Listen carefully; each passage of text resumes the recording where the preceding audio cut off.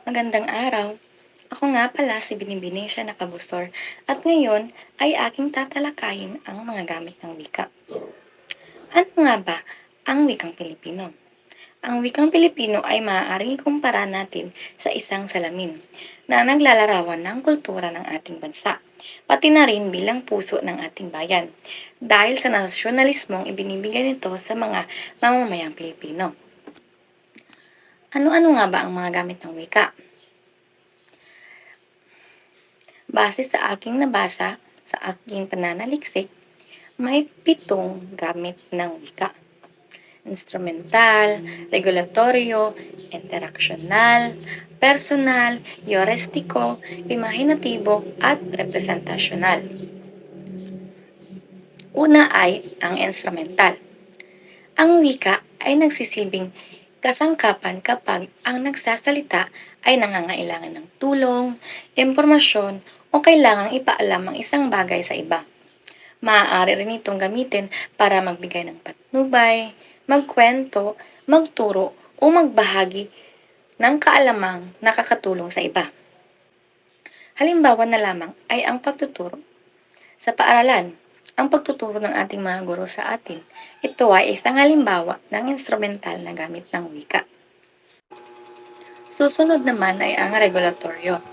Ang wika ay ginagamit para gabayan, kontrolin o bigyan ng direksyon ang kilos at asal ng ibang tao. Maaari itong maging isang utos, payo o alituntunin na nagsasabi kung paano gawin ang isang bagay, kung ano ang dapat gawin, kung ano ang hindi dapat gawin. Sunod naman ay ang interaksyonal. Ang wika ay ginagamit para makipag-ugnayan at makipag-usap sa ibang tao, bumuo ng relasyon o panatilihin ang koneksyon sa kapwa. Kabilang dito ang mga pagbati, pasasalamat at paalam, o simpleng pag-uusap na nagbubuklod sa mga tao. Halimbawa na lamang ay ang ating pakikipag-usap sa ating mga kaibigan, sa ating pamilya, o kahit kanino man.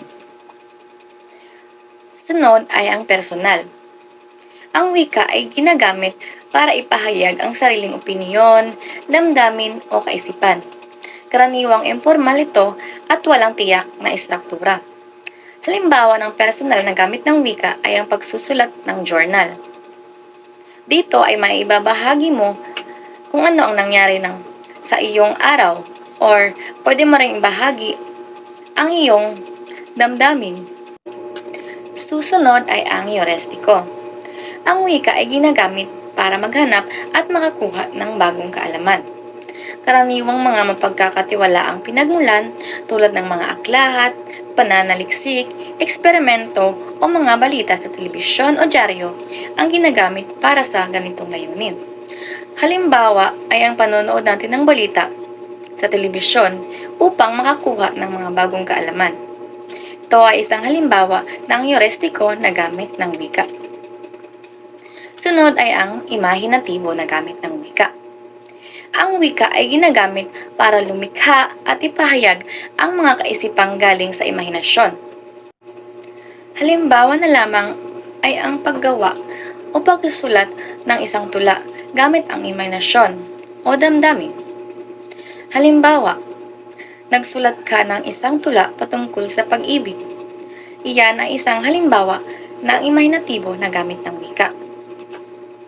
Ang panghuli naman ay ang representasyonal na gamit ng wika.